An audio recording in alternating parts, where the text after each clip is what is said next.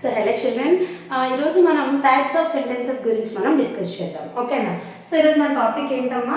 Types of sentences. అసలు ముందు మనకి టైప్స్ ఆఫ్ సెంటెన్సెస్ తెలియాలి అంటే ముందు మనకి సెంటెన్స్ అంటే ఏంటో తెలియాలి, అంతే కదా?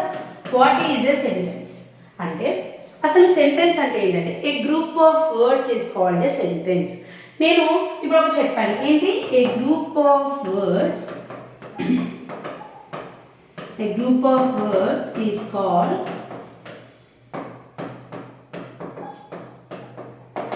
సెంటెన్స్ అని చెప్పాను.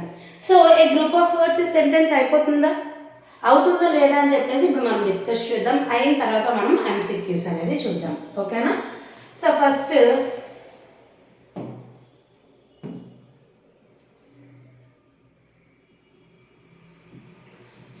మన టాపిక్ ఈరోజు సెంటెన్సెస్ కదమ్మా. ఈ సెంటెన్సెస్లో వాట్ ఈజ్ సెంటెన్స్ అనేది చూద్దాం. So a group of words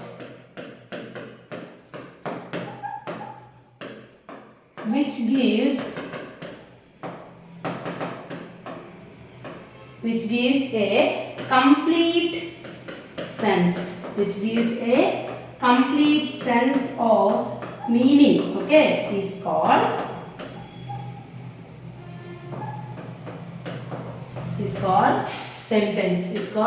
sentence. అంటే ఏంటి అంటే ఒక గ్రూప్ ఆఫ్ వర్డ్స్ అనేవి కలిసేటప్పుడు మనకి సెంటెన్స్ అనేది అవుతుంది అని చెప్పాము. సో ఒక గ్రూప్ ఆఫ్ వర్డ్స్ కలిస్తే సరిపోతుందా? ఇప్పుడు for example I cricket playing yam అని ఉంది. సో ఇది ఒక సెంటెన్స్ అయిపోతుందా? ఇది కూడా గ్రూప్ ఆఫ్ వర్డ్సే కదా, కానీ కంప్లీట్ మీనింగ్ అనేది లేదు, అవునా కాదు? సో దీన్ని ఇప్పుడు నేను కంప్లీట్ మీనింగ్ ఎలా చేస్తాము? I am playing cricket. So ఇది మనం ఒక గ్రూప్ ఆఫ్ వర్డ్స్ కలిపేస్తే మనకు ఒక సెంటెన్స్ అనేది అయిపోదు. గ్రూప్ ఆఫ్ వర్డ్స్ అనేవి కరెక్ట్ ఫామ్లో, అంటే మనకు ఆల్రెడీ ఆర్డరింగ్ ఆఫ్ వర్డ్స్ ఉన్నాయి కదా, ఆ ఫామ్లో మనం కనెక్ట్ చేస్తేనే మనకి సెంటెన్స్ అనేది అవుతుంది. సో కరెక్ట్ ఫామ్, ఒక కరెక్ట్ మీనింగ్ అనేది ఉంటే దాన్ని మనం సెంటెన్స్ అని అంటాము. ఓకేనా? సో ఇప్పుడు మనం టైప్స్ ఆఫ్ సెంటెన్సెస్ గురించి చూద్దాం. ఓకేనా? టైప్స్ ఆఫ్ సెంటెన్సెస్లో మనకి అగైన్ ఇవి 4 టైప్స్ డివైడ్ చేయడం జరిగింది. ఫస్ట్ వచ్చేసి assertive sentence,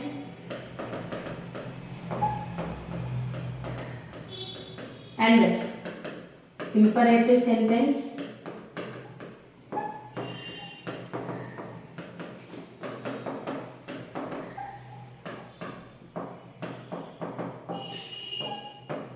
interrogative sentence,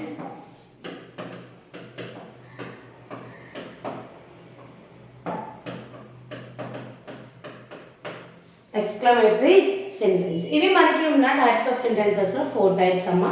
so assertive sentence, imperative sentence, interrogative sentence and exclamatory sentence. ఓకేనా? సో అయితే ఇప్పుడు ఒక్కొక్క దాని గురించి మనం చూద్దాం. ఫస్ట్ ఏంటమ్మా? Assertive sentence.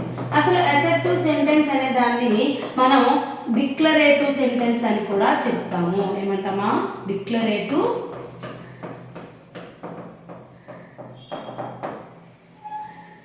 అసర్టివ్ సెంటెన్స్ లేదా డిక్లరేటివ్ సెంటెన్స్ అని కూడా మనం పిలుస్తాము. ఓకేనా? సో ఇప్పుడు అసర్టివ్ సెంటెన్స్ అంటే ఏమిటి అంటే, అసర్టివ్ సెంటెన్స్ అనేది which gives a statement or declaration. Which gives a statement or declaration.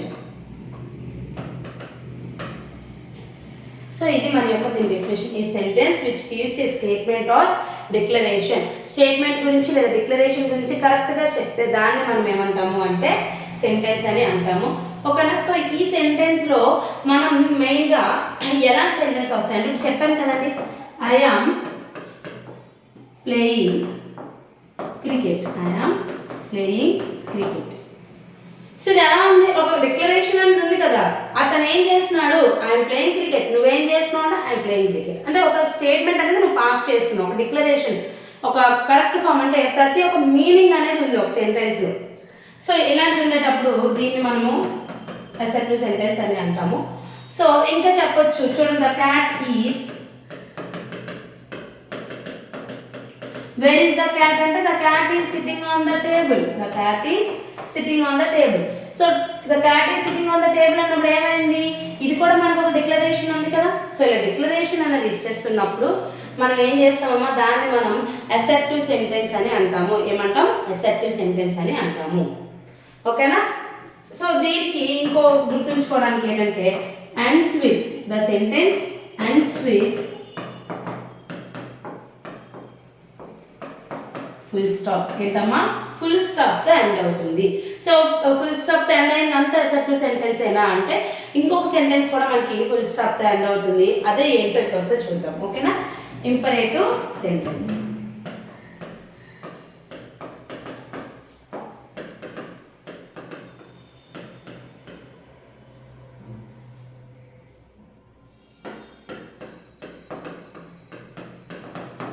Okay, what is imperative sentence అంటే, అసలు ఇంపరేటివ్ సెంటెన్స్ అంటే ఏంటంటే a sentence which gives orders, commands,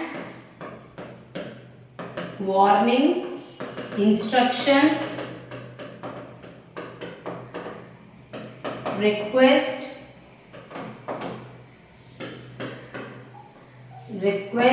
advise, suggestions.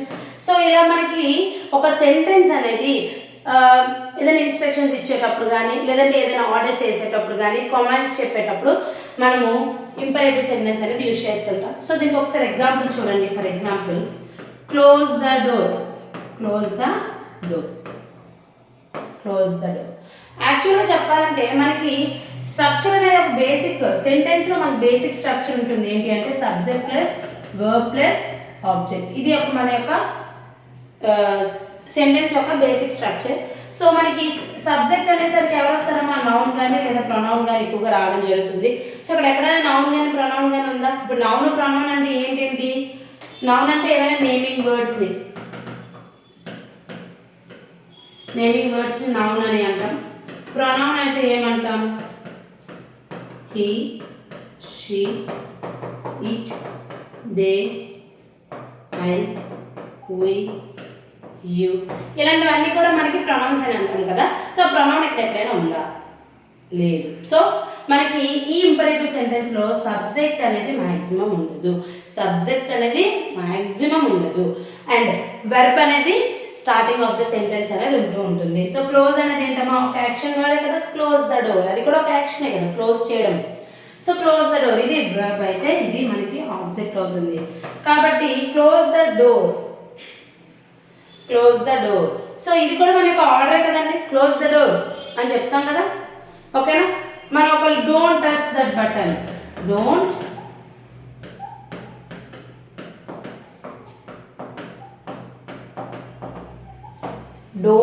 Touch that button, ఆ బటన్ని touch చేయొద్దు అని చెప్పి command కూడా ఇస్తున్నాం. సో ఆర్డర్ ఇవ్వడం, కమాండ్ చేయడం, ఇలాంటివన్నీ కూడా మనకి ఏమవుతుంది అంటే మన యొక్క ఇంపరేటివ్ సెంటెన్స్ యొక్క ఎగ్జాంపుల్స్ ఇవి. సో ఇంకోటి కూడా ఉంది ఇక్కడ, ఇంపరేటివ్ సెంటెన్స్లో దాగి ఉన్న ప్రొనౌన్ ఏది అని అడుగుతారు. ఓకేనా. హిడెన్ ప్రొనౌన్ ఏది అంటే యు. ఓకేనా. డోంట్ టచ్ బటన్ అని అంటాను, డోంట్ టచ్ దట్ బటన్ అంటే నేను ఇక్కడ ఎవరెవరికో చెప్పట్లేదు, నేను నీకే చెప్తున్నా. ఎవరైతే ఆ బటన్ టచ్ చేస్తున్నారో ఆ వాళ్ళకే చెప్తున్నా. ఏమని, don't touch that button, you don't touch that button అని.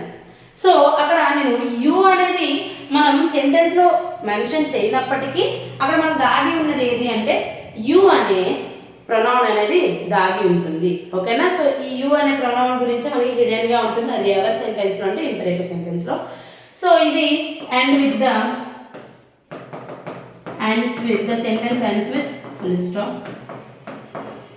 ఫుల్ స్టాప్ తో ఎండ్ అవుతుంది, కొన్నిసార్లు ఎక్స్క్లమేషన్ తో కూడా ఎండ్ అవుతూ ఉంటుంది, గుర్తుపెట్టుకోండి. ఓకేనా. నెక్స్ట్ తర్వాత ఏంటమ్మా, మనం అసర్టివ్ ఆర్ డిక్లరేటివ్, ఇంపరేటివ్. ఇప్పుడు మనం ఇంట్రోగేటివ్కి వెళ్తాం.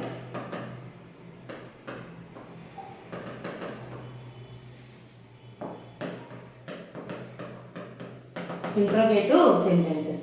ఇంట్రోగేటివ్ సెంటెన్సెస్ అంటే ఏంటి అంటే interrogative sentences which is used to ask questions.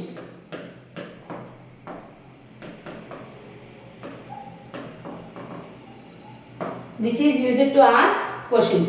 మనం క్వశ్చన్స్ అడుగుతాం కదా, where do you live, do you watch movies, do you like movies, ఓకేనా. సో ఇలాంటి వాళ్ళకి క్వశ్చన్స్ రూపంలో అడిగితే ఐదర్ అది హెల్పింగ్ వర్బ్స్తో ఉండొచ్చు,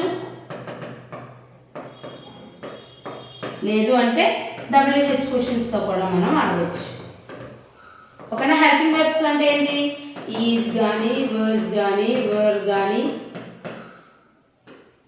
ఆర్ కానీ హ్యావ్ కానీ has do does did, okay. So ఇలాంటివన్నీ కూడా మనకి ఏమవుతాయమ్మా ఇంట్రోగేటివ్ సెంటెన్స్ కింద వస్తాయి. సో దానికి ఎగ్జాంపుల్ మనకు తెలిసే కదా,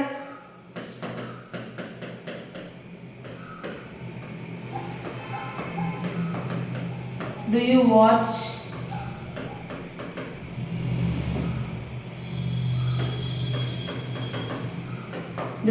మూవీస్, ఓకేనా, do you watch movies.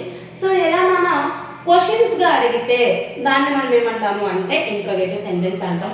So దీని యొక్క నేచర్ ఎలా ఎండ్ అవుతుంది అంటే ends with the question mark. దేంతో ఎండ్ అవుతుందమ్మా, ఎండ్స్ విత్ క్వశ్చన్ మార్క్తో ఎండ్ అవుతూ ఉంటుంది, ఓకేనా. సో ఇది మన యొక్క ఇంట్రోగేటివ్ సెంటెన్స్ గురించి. మరి లాస్ట్ ఏంటి, exclamatory sentence.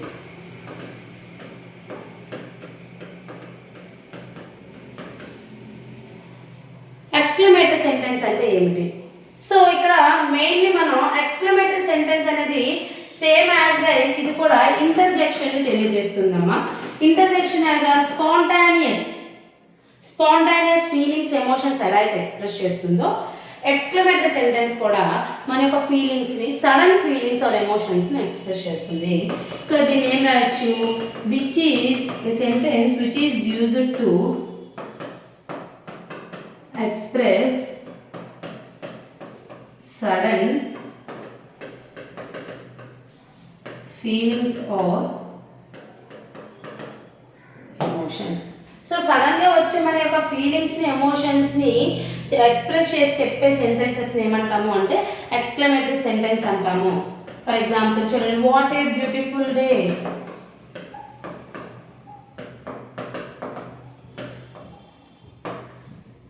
What a beautiful day, today we won the match. So చూసారా, అంటే వెంటనే ఇప్పుడు ఒక మ్యాచ్ గెలిచాను అని తెలిసి వెంటనే మన యొక్క ఫీలింగ్స్ అనేవి ఎక్స్ప్రెస్ అవుతాయి చూసారా. అలాంటప్పుడు యూజ్ చేసే సెంటెన్స్ మనం ఏమంటాం, ఎక్స్క్లమేటరీ సెంటెన్స్ అంటాం. సో దీనికి ఏంటి అంటే ends with the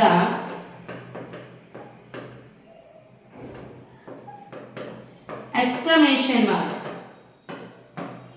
exclamation mark ఏంటమ్మా, ఎక్స్క్లమేషన్ మార్క్ అండ్ అయితే దాన్ని మనం ఏమంటామో ఎక్స్క్లమేటరీ సెంటెన్స్ అని అంటాము, ఓకేనా. సో ఇది మన యొక్క sentences and their types. So ఇప్పుడు మనం ఒకసారి మన యొక్క బిట్స్ని ఒకసారి చూద్దాం, ఓకేనా. Identify the type of sentence. ఇది ఏ టైప్ ఆఫ్ సెంటెన్స్ అనేది అడుగుతున్నారు. Go straight and turn left. Go straight and turn left. మీరు ఒకటి అబ్జర్వ్ చేస్తే ఇక్కడ ఎక్కడైనా మనకు సబ్జెక్ట్ కనిపిస్తుందా, లేదు కదా. Go straight and turn left, go straight and turn left అని చెప్పి మనకి జస్ట్ ఒక అడ్రస్ అనేది చెప్తున్నామే కానీ ఇక్కడ ఎక్కడ కూడా సబ్జెక్ట్ అనేది మెన్షన్ చేసి లేదు. కాబట్టి ఇదేమవుతుంది మనకి ఇంపరేటివ్ సెంటెన్స్ అనేది అవుతుంది, ఓకేనా. సో ఇంట్రోగేటివ్ అంటే మనకు తెలుసు కదా, క్వశ్చన్స్ అడగడం. అసర్టివ్ అంటే తెలుసు కదా, ఒక డిక్లరేషన్ అనేది ఇవ్వడం. ఎక్స్క్లమేటరీ సెంటెన్స్ అంటే సడన్ ఫీలింగ్స్ని ఎక్స్ప్రెస్ చేయడం, ఓకేనా. So next what is short. What is short అన్నప్పుడు ఎంత ఫాస్ట్గా మనకు వస్తుంది చూసారా. వాట్ ఈస్ షార్ట్ అనేది వెంటనే మనం సడన్గా ఫీలింగ్ అనేది ఎక్స్ప్రెస్ చేస్తున్నాం కాబట్టి అది మనకి ఎక్స్క్లమేటరీ సెంటెన్స్కి వస్తుంది, ఓకేనా. సో మన యొక్క షార్ట్ అనేది ఎలా ఉంది, వాట్ ఈస్ షార్ట్ అంటే వాడు షార్ట్ ఇచ్చిన వెంటనే మనం వాట్ ఈస్ షార్ట్ అని చెప్పేసి వెంటనే ఒక ఎక్స్ప్రెషన్ అనేది ఇస్తాం కదా, అలాంటి ఇచ్చేటప్పుడు యూజ్ చేస్తాం కదా.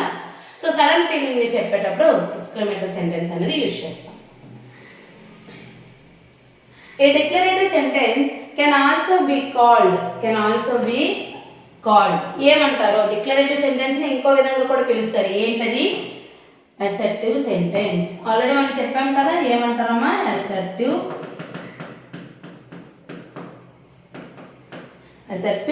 Sentence. Do you watch movies? ఇందాక మనం ఇచ్చే example. So do you watch movies అని క్వశ్చనింగ్ కాబట్టి, ఇంట్రోగేషన్గా అడుగుతాం కాబట్టి ఇంట్రోగేటివ్ సెంటెన్స్ అనేది అవుతుంది. ఓకేనా? సో మనం ఏదైతే క్వశ్చన్ రూపంలో అడుగుతామో అవన్నీ కూడా ఇంట్రోగేటివ్గానే వస్తాయి. స్టాప్. ఇక్కడ మీరు ఒకటి అబ్జర్వ్ చేస్తే ఇది ఏ సెంటెన్స్ అవుతుంది? ఎక్స్క్లమేషన్ మార్క్ ఉంది కదా. సో ఎక్స్క్లమేషన్ మార్క్ ఉన్నప్పటికీ మనం ఎక్స్క్లమేటరీ అని చెప్పలేమండి. మీకు ఆల్రెడీ చెప్పాను, ఫుల్ స్టాప్తో కానీ లేదా ఎక్స్క్లమేషన్ మార్క్తో కానీ ఉంటే దాన్ని మనం ఏమంటాము? ఇంపరేటివ్ సెంటెన్స్ కూడా అవ్వచ్చు అని చెప్పాను కదా. సో స్టాప్ అనేది ఏంటి అంటే ఒక ఇన్స్ట్రక్షన్. సో ఇన్స్ట్రక్షన్స్ ఇచ్చేటప్పుడు కూడా మనం ఏం యూజ్ చేస్తామంటే ఇంపరేటివ్ సెంటెన్స్ని యూజ్ చేస్తాము. అర్థమైందా? స్టాప్. సో స్టాప్ అనేది కూడా ఒక టైప్ ఆఫ్ ఇన్స్ట్రక్షనే. నువ్వు వాళ్ళకి చెప్తున్నావు స్టాప్ దేర్ అని చెప్పి. సో అది కూడా ఇంపరేటివ్ సెంటెన్స్గా వస్తుంది కానీ ఎక్స్క్లమేషన్ సెంటెన్స్ కాదు. ఇక్కడ ఎక్కడ కూడా మనం ఒక ఫీలింగ్ని కానీ ఒక ఎక్స్ప్రెషన్ కానీ చేయట్లేదు కదా, మన ఎమోషన్ని ఎక్స్ప్రెస్ చేయట్లేదు కాబట్టి ఇది ఓన్లీ ఏమవుతుంది? ఇంపరేటివ్ సెంటెన్స్కే అవుతుంది. Hurrah, India got the world cup. So India got the world cup, ఇది మన యొక్క హ్యాపీనెస్ కాబట్టి ఎక్స్క్లమేటరీ సెంటెన్స్ అవుతుంది. అర్థమైందా? Next, an interjection can be used in dash sentence.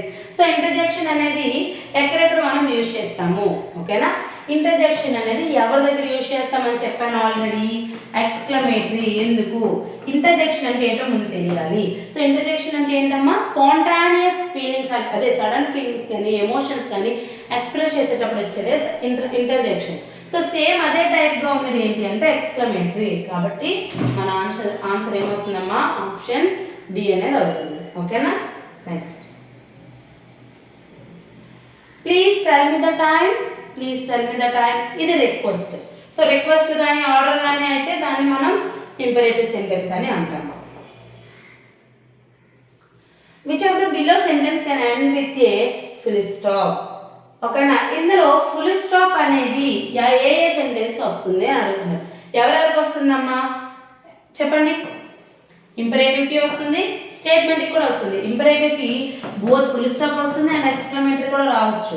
కాబట్టి మన ఆన్సర్ ఏమవుతుందమ్మా? A and B. ఓకేనా? Mind your words. ఇక్కడ కూడా చూడండి, ఇది ఏమొచ్చింది? ఎక్స్క్లమేటరీ. సో ఎక్స్క్లమేషన్ మార్క్ కాదండి, ఇక్కడ ఏంటిది? వార్నింగ్.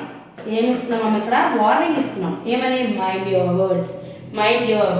ఇక్కడ మనం మైండ్ యువర్ వర్డ్స్ అనేది నీకే చెప్తున్నాను కాబట్టి నువ్వు ఇంపరేటివ్ సెంటెన్స్ అనేది మనం ఐడెంటిఫై చేయాలి. ఎందుకు? ఇక్కడ నీకే నేను వార్నింగ్ ఇస్తున్నాను. ఏమని? Mind your words. సో అదేమవుతుందమ్మా? ఇంపరేటివ్ సెంటెన్స్ అనేది అవుతుంది. ఓకేనా? సో ఇక్కడ మీరు మెయిన్గా తెలుసుకోవాల్సింది ఏంటి అంటే ఇంపరేటివ్ సెంటెన్స్ అనేది అక్కడ full stop or exclamation mark కనిపించిన వెంటనే అది ఎక్స్క్లమేటరీ అనగానే ఎక్స్క్లమేషన్ మార్క్ కనిపించిన వెంటనే ఎక్స్క్లమేటరీ సెంటెన్స్ అనేది ఐడెంటిఫై చేసడం కాదు. అక్కడ ఏదైనా ఫీలింగ్ అనేది ఎక్స్ప్రెస్ చేస్తున్నామా లేదా అనేది మీరు ఒకసారి ఐడెంటిఫై చేసుకోవాలి. సో ఇక్కడ ఎక్కడ కూడా మనము ఒక ఎక్స్ప్రెషన్ అనేది మనం చెప్పట్లేదు కానీ మైండ్ యువర్ వర్డ్స్ అనేది వార్నింగ్ అనేది మనం ఇస్తున్నాం. అలాంటి వార్నింగ్స్ ఇచ్చేటప్పుడు లేదా ఆర్డర్గా చేసేటప్పుడు కమాండ్స్ ఇచ్చేటప్పుడు మనం యూజ్ చేసేది ఏంటి? Imperative sentence. కాబట్టి అది మనకి ఇంపరేటివ్ సెంటెన్స్ అనేది అవుతుంది. ఓకేనా? Thank you.